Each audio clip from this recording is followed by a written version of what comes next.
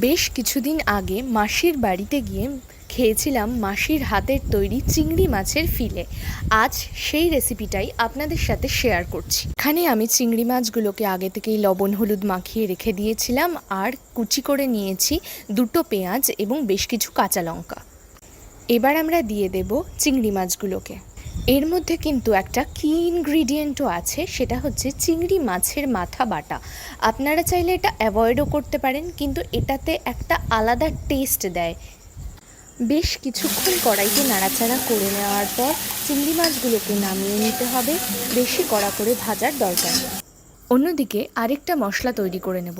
শিলনোড়ায় নিয়ে নিয়েছি 1 টেবিল চামচ পোস্ত, 1 টেবিল চামচ সর্ষে এবং 5 থেকে 6টা কাঁচা লঙ্কা ভালো করে বেটে একটা মিহি পেস্ট তৈরি করে নেব। এবার ভেজে রাখা চিংড়ি মাছের মধ্যে দিয়ে দেব জিরে বাটা এবং বেটে রাখা এই মশলাটা। আপনারা চাইলে বাইন্ডিংয়ের জন্য এর সাথে সামান্য পরিমাণ চালের গুঁড়ো অ্যাড করতে পারেন। হাতের সাহায্যে ভালো করে মেখে নেব। এবার পালা কি ইনগ্রিডিয়েন্টের, মানে কুমড়ো পাতা। আপনারা চাইলে চাল কুমড়ো পাতাও ব্যবহার করতে পারেন। আমি যখন প্রথম খেয়েছিলাম তখন কিন্তু মাসির বাড়িতে চাল কুমড়ো পাতাই খেয়েছিলাম। এভাবে প্রত্যেকটা কুমড়ো পাতায় প্রায় 2 চামচ করে মাছের ফিলিংটা দিয়ে আমি পাতাগুলোকে ভালো করে মুড়ে নিয়ে টুথপিক দিয়ে আটকে নিয়েছি।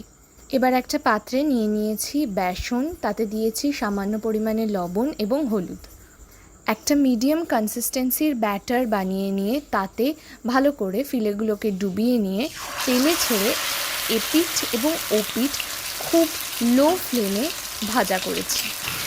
এটা বেশিক্ষণ ভাজার দরকার নেই, যেহেতু ভিতরের যে পুরটা বা মাছের ফিলেটা রয়েছে ওটা পুরোটাই রান্না করা অবস্থাতেই রয়েছে।